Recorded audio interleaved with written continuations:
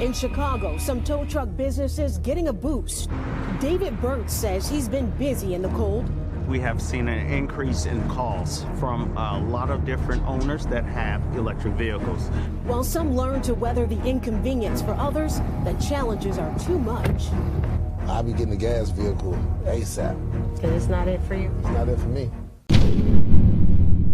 As the world races towards a greener future, the automotive industry stands at a pivotal crossroads, with electric vehicles, EVs, emerging as a promising solution to combat climate change and reduce reliance on fossil fuels.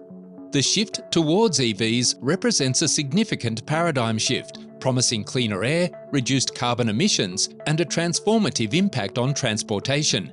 In recent years, EVs have garnered increasing attention and investment, propelled by advancements in battery technology, government incentives, and growing consumer environmental awareness. From sleek sedans to rugged SUVs, manufacturers are rolling out an impressive array of electric options, promising style and sustainability. However, despite the growing enthusiasm surrounding EVs, data shows that even EV owners do not want an EV as their second car. But why is this? And why is there a slowdown in the EV revolution? Join us on this journey as we navigate the electrifying world of electric vehicles and uncover what EV owners and dealers don't talk about when selling you the promising future of EVs. And without much ado, let's get started. Once hailed as the inevitable future of transportation, electric vehicles, EVs, were expected to eclipse their gasoline-powered counterparts. However, the reality has fallen short of the hype. Despite initial enthusiasm, the demand for electric cars has failed to soar. A recent survey reveals that interest in electric vehicles among drivers has dwindled. This sentiment is echoed by rental giant Hertz's decision to offload 20,000 electric cars from its fleet. One major reason behind this disillusionment among consumers is the inconvenience of charging electric vehicles. The prospect of structuring one's life around locating charging stations and waiting for batteries to recharge is deterring many potential buyers.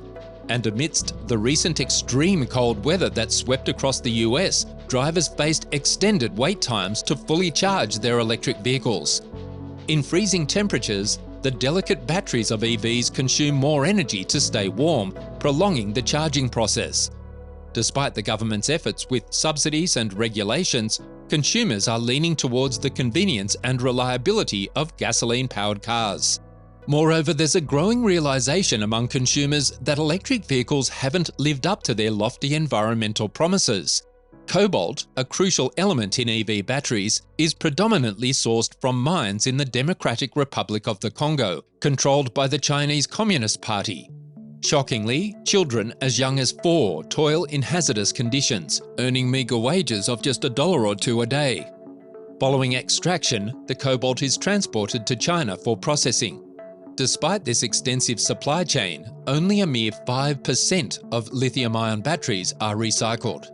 The notion of electric vehicles being zero emission is also deceptive. In reality, most electricity powering EVs comes from coal and natural gas sources. Despite efforts through federal and state subsidies to drive an energy transition, renewable energy sources still constitute only a fraction of the national grid, accounting for just about a quarter of the total energy mix. This reality hasn't escaped the notice of some, as illustrated by a recent survey stating that most EV owners would not buy an EV as their second car. At last, Americans are waking up to the reality that the seemingly enticing sticker prices of electric vehicles, buoyed by hefty taxpayer-funded subsidies, ultimately burden those least capable of bearing the cost. Surprisingly, the recent Senate Energy and Natural Resources hearing on federal electric vehicle incentives overlooked a crucial fact. Each electric vehicle sold imposes nearly $50,000 in additional expenses on taxpayers, a sum that taxpayers undoubtedly wish they could reclaim. The ramifications of the government's favoritism toward electric vehicles extend beyond just our tax returns. The proliferation of home and public charging stations exerts considerable pressure on the electric grid, resulting in an average of $11,833 in shared costs per vehicle over a decade.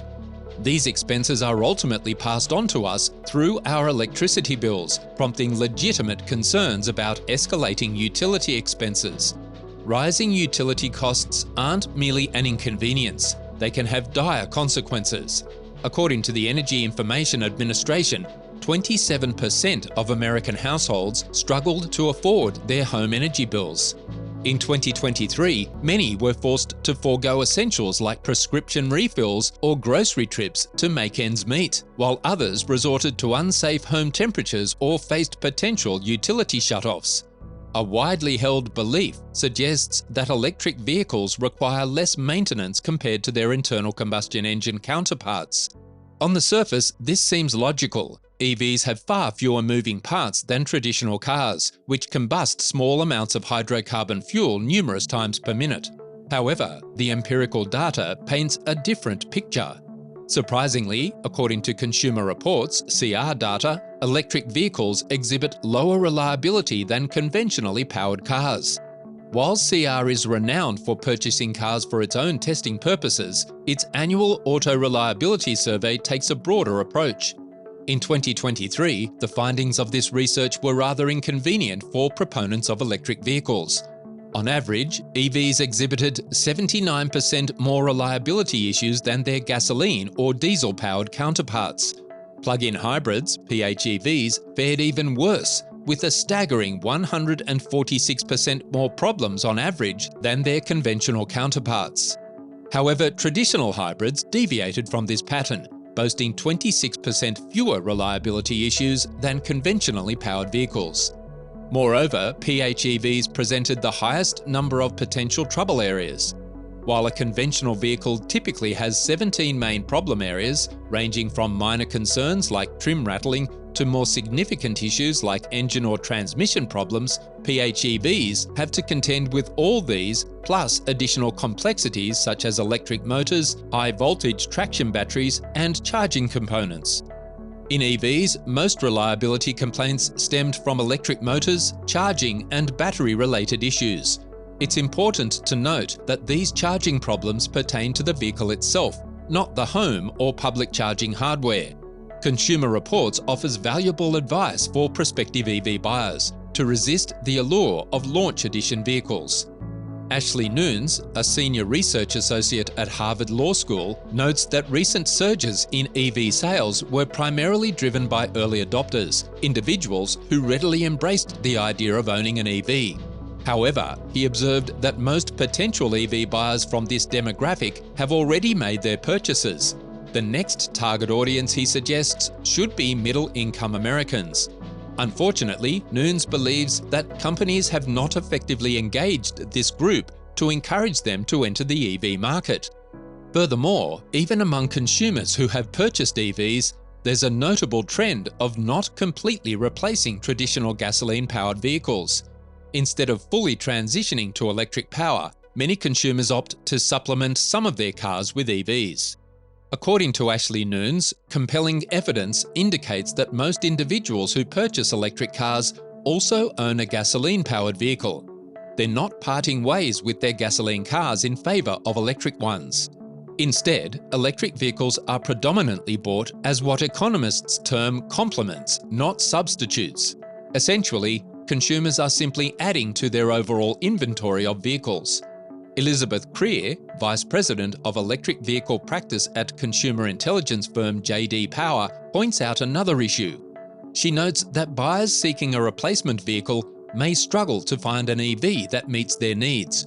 Only about 40% of shoppers seeking an EV model compared to their desired petrol-powered car will find one, leaving 60% without suitable options.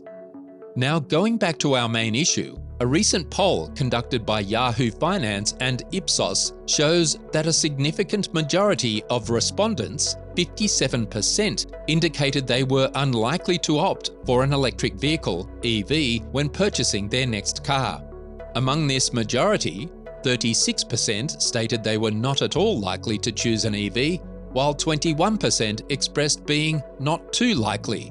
The primary deterrents for potential EV buyers remain consistent, echoing concerns often raised in similar surveys: high vehicle costs, hidden reliability issues, limited driving range, and inadequate charging infrastructure.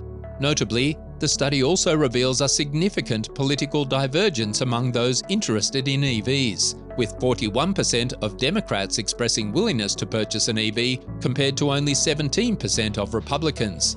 A recent analysis by S&P Global Mobility also indicates that many households who own EVs subsequently purchase a gas-fueled car. Owning an EV and an internal combustion engine (ICE) vehicle may be practical for consumers who desire an EV for short daily trips, while preferring another car better suited for long-distance journeys. Due to this, President Biden and his administration are puzzled by people's persistent preference for gas-powered vehicles. However, the reasons for this choice are apparent, and electric cars are perceived as inferior products. Moreover, their staunchest advocates have not thoroughly addressed their environmental impact and hidden economic drawbacks.